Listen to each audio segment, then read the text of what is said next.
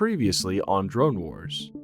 We can't keep affording trading $1 billion missile for a $20,000 drone. It's stupid. I think like they're sort of over-indexing on FPV because they're comfortable. They can get comfortable with it. They can get comfortable with the fact that there's a human guiding it the whole way in. Well, we launch thousands of missiles that a human is not guiding it all the way in. You hit the pickle button and the missile goes, right? The most eye-opening statistic I saw was that in the Kursk offensive, there was something like 800 drones per square mile in the air at any given time.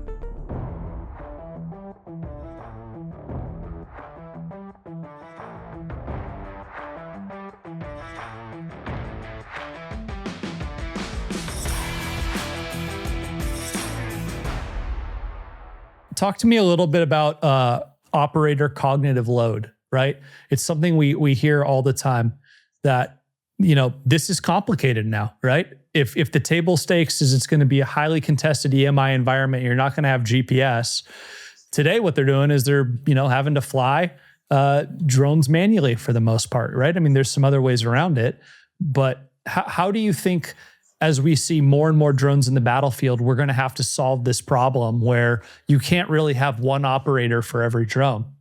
Well, we're going to need to have, there's a major human factors problem there, right? Part of it is a paradigm shift in doctrine of saying I can accept that certain parts of the mission I don't need to have positive control. We need better guidance systems where the drones have more automatic terrain avoidance, and some of the newer drones are getting there. They do have, similar, maybe simpler, but they do have terrain avoidance or obstacle avoidance software. Not to the extent of like, a lot of these low-flying helicopters. You go look at a silent night helicopter that SOCOM uses, or radar that flies on the SOCOM. I would say it's their MH60s or something. They've got a train-following train navigation radar that literally will guide them in the dark the whole way, right? We don't have that with drones yet. Maybe we can get there in the future. And that will give the operator confidence that, hey, this thing can kind of fly itself a little bit better at low altitude. Because I don't know about you, but I've heard all sorts of reports in exercises and in the real world where most of the drones aren't lost to enemy fire. They're lost to the operator flying them into a tree or something. Yeah, we're guilty of that at Firestorm. We've done that. It's very normal, right? I mean, you think something's at 80 feet and it's actually at 60 feet, and you hit it. Yeah. So having a little bit better, for lack of better description, SLAM processing. Yep. Like what they have in AVs. Yep. I think is essential, particularly at the edge where it's not connected to the cloud. Like if you look at like Waymo and stuff, like the best analog to this is AVs. They have a more or less a continuous cloud connection, and so they're constantly updating high definition maps, etc. There's other approaches that don't do that. So, like if you look at, for example, Forterra Overland, for example, they have to go off road and they don't have the advantage of those, and so there's a little bit more heuristic reasoning that needs to take place. So it gets into the whole idea of what sort of autonomous AI do we need to have at the edge, right? For these drones to operate automatically.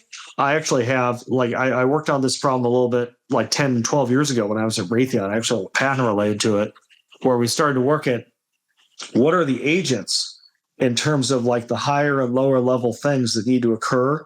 And we were looking at it specifically in the context of like a jammer or a communication system or something. And again, this is a patent. You can go look it up. It's public. But is the idea of you have a reflective, and a cognitive layer. And then above that, you have what I call the cultural layer, right? Which is sort of like, how does this thing interact 1v many, right? And that piece, there's definitely a lot of greenfield research and work that needs to occur there, both in terms of like, near-in navigation. How do we make drones fly in formation, kind of like ducks do or something, right? And then there's at the cognitive layer, how does this thing respond, not just from a flight navigation standpoint, but also with its subsystems? Does it, have a particular ISR path it's supposed to follow to survey the ground and find targets? How does it determine what targets are interest? How does it tip and cue to other systems? These are all parts that have to be figured out in order for us to maximize the use out of having that platform out there downrange. And that's a large part of what we're working at here at CX2. Of course, it's mostly focused on the spectrum and kind of, how do we provide, night vision goggles for the invisible battlefield, if you will. How do I make the spectrum look more 3D rather than sort of a 1D model of, this, this particular frequency is jammed. Well, yeah, but where is it jammed? How much is it jammed? Can I operate around it? Right? Like that's part of what our EW operating system is aiming to solve is like, how do I make it where it's a tactically significant map, like what you see in Command and Conquer, as opposed to, oh, shoot, I can't transmit between 1.4 and 1.5 because there's a jammer somewhere, which is kind of how it is right now. Right. One, kudos for making a Command and Conquer comment. It was one of my favorite games growing up. And two, again, I love this night vision goggles for the spectrum. I mean, that's a spectacular analogy that I think non-technical people can really understand. Let's. I want to take the conversation now for the next two questions in a kind of different direction. A lot of people call you kind of the godfather of the gundo, right? Talk to me about what you've seen in the last couple years there. I mean, it's kind of becoming the mecca for deep tech, hard tech, right?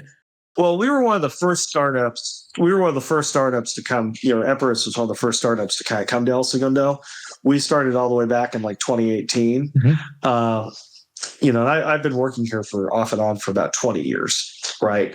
So I've seen it change. It used to be that there was 150,000, kind of like William Foster, Michael Douglas, and falling down type of guys coming in with their shirt and their tie and their pressed short sleeve shirt and black shoes. Like literally, I worked in a building full of those guys when I started Raytheon, and just the culture has really changed.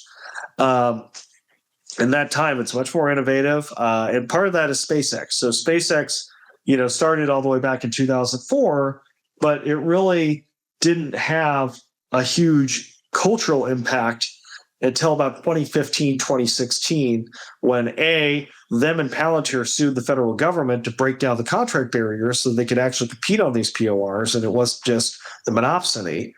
And B, when the workforce got large enough and people started leaving to do other stuff, including wanting to start their own startups, right? So you have 100 plus founders that have come out of SpaceX, including my co-founder here, Lee, right? That's really kind of created this ecosystem and Tesla, Palantir, and so it's sort of this combination of the ex-SpaceXers, the Palantir pack. We get a little bit of ex-Google, ex-Facebook, ex-Snap because of Silicon Beach up the road. You can see it. I would be remiss if I didn't say that the fertilizer wasn't there to plant the seeds already. El Segundo, is like 6 square miles, and it has more PhDs working in it than pretty much anywhere else, except for if you go to Palo Alto or something like that, right? In terms of density. So phenomenal talent, 4th or 5th generation expertise in things like space, rocketry, electronics that you just can't find anywhere else. And so I think that's partly why this little 6 square mile stamp has 50 plus startups in it. And not all of them are necessarily deep tech and hard tech, but most of them are, or they're software that's like helping that empowers. Right? So, yeah, exactly. You've got Sift is down the street here, for example. Yep. I think Nominal might be as well. Correct. Yep. So, Dirac Labs, et cetera. There's lots of these software companies that are helping out hardware that are located here as well. And then there's some spillover into Redondo Beach and even down into Torrance where I live. One thing that's kind of interesting, actually, is that when these companies get to about 10 or 20,000 square feet, real estate starts to become pretty scarce in El Segundo. Either you're like 1 million square feet or you're like 10 to 30,000. So that's usually when they pick up and they move over to North Torrance. So, for example, Epirus is in North Torrance, Hadrian's in North Torrance, or they go down to Long Beach to the airport to some of the hangars there. So, like you have Virgin Orbit there, Relativity. There's a lot of launch companies and like eVTOL companies down there, Odyssey, et cetera. So it's sort of this corridor along the 405 of hundreds of tech companies, and then there's like automotive companies down there too. You have Faraday, You had Fisker, which just recently closed their doors down here in Manhattan Beach. Canoe was down in Manhattan Beach, et cetera. And that's coming from a different talent set, actually, because Toyota of North America, Kubota, Honda, Nissan all had their offices here back when, this was the landing pad for manufacturing in Japan. And all the cars would come in through San Pedro Harbor. They would get distributed the rest of the country. So everything was kind of here in Florence, which had a very robust Japanese community at the time. So I could give the history lesson all day, but it's fascinating, like kind of how these communities evolve, right? Because there's a great book that you can read called "The Rise of the Creative Class" by Richard Florida, and he talks about that basically this idea that there's certain geographic locations are just responsible for they're a nexus of talent and innovation, right? And like we've seen that throughout history. You saw that with Athens, with the symposia. You saw that with Florence, with all the artists.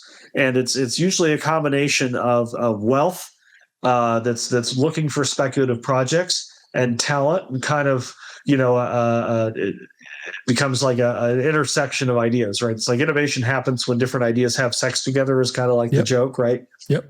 I don't know if that's a joke. I think it's true.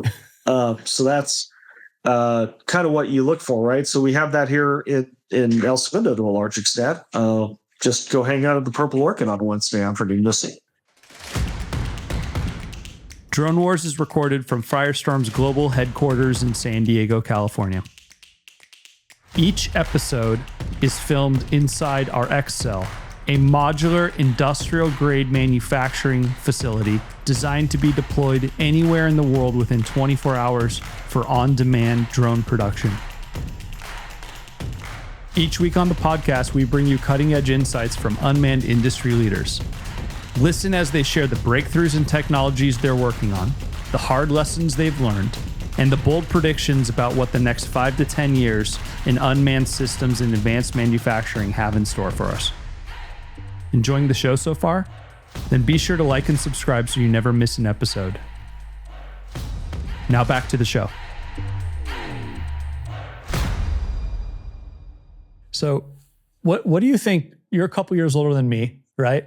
I had a number of friends at UCLA who a lot of them went to work for bigger defense companies, right? And probably what you did too, right? This is kind of the pre-tech world, right? Maybe a little different at Stanford. But when you talk to the next younger generation, right? Early 20s, speak to the desire to get involved in national defense, what you're seeing up there. I mean, I find it quite remarkable. The number of folks who just cold reach out to us to get involved. Oh yeah, no, the interest we're seeing from the hackathons and the personal interest, and I think it's wonderful. I have a couple of these young guys that are ex-hackathon alumni. Actually, Michael Gutierrez, who works for me, organized a couple of these hackathons with ABC and Andreessen Horowitz here in El Segundo. I think people want to work on something that matters, and just some app that allows you to get catnip in the middle of the night delivered to your house by a TaskRabbit doesn't feel like it matters that much. Whereas the stuff we're working on, it's tangible, it's solving hard problems. It's important to feel a part of something. And I think, if you think about it in terms of the cycles of generations, right? The turning, the classic theory of, strong men create strong times, or strong men create weak times create weak men, then weak men create strong times weak times create strong men, right? So if you think about it in terms of that Tyler cycle, what you're seeing is that I think Gen Z is going to resemble a lot of our the greatest generation of our grandparents in terms of we've handed them a lot of challenges. I mean, depending on how you task it, I'm either the very tail end of Generation X or the very beginning of the millennial generation. I was born in 83, right? So I think you were 85, Dan? 86. Same. 86. Yeah, so I'm technically an elder millennial, according to... Yeah, I mean, I think they call us Zennials, actually. No, I think they call us boomers is what they actually call us, let's be honest. Oh, really? Okay, boomer. Yeah, exactly. Yeah, but it's a we were called a generational mullet. It's because we had an analog childhood and a digital adulthood, right? Yep. This generation's growing up with a whole bunch of challenges. And there's some cultural challenges we've handed them to it in terms of we're finally seeing the implications of social media stepping in. And they aren't all positive.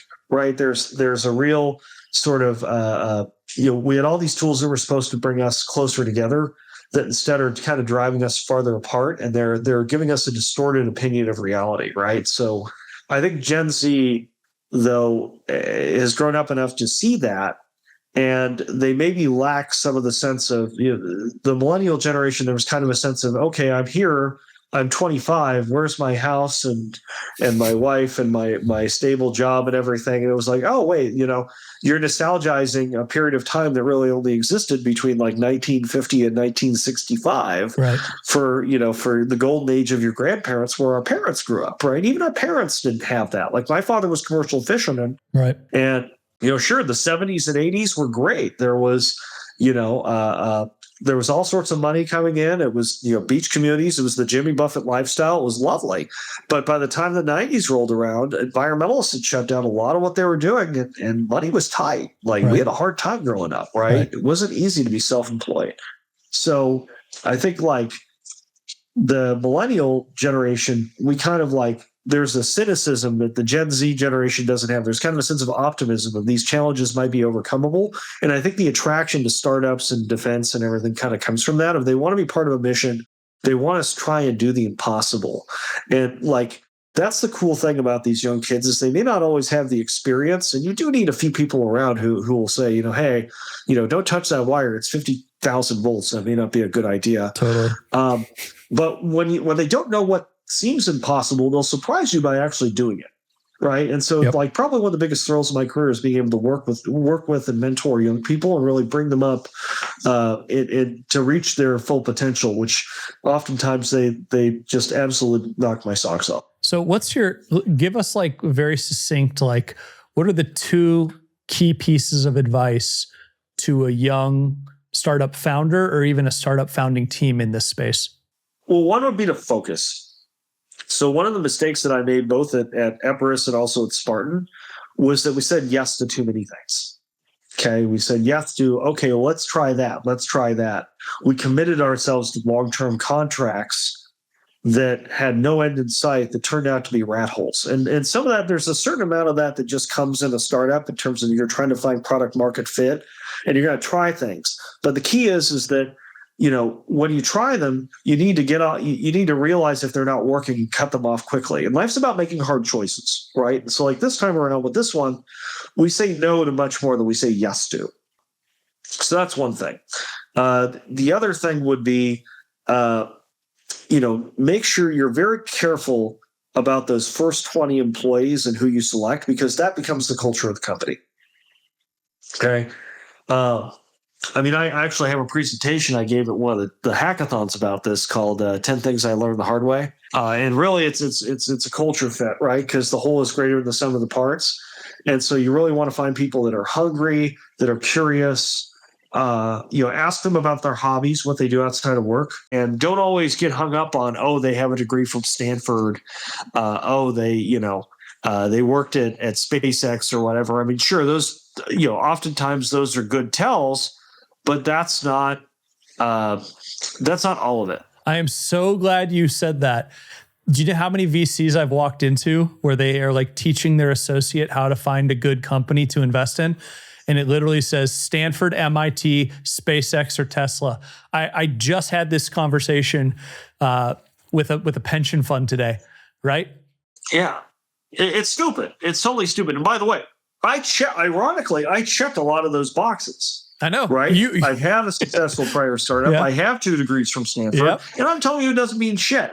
The smartest software guy I had at Spartan was a Long Beach State graduate. And he was absolutely genius. He took algorithms that the PhD with 40 years experience couldn't figure out. He would blow through them. He was absolutely an amazing guy. He's doing great things now at John Deere.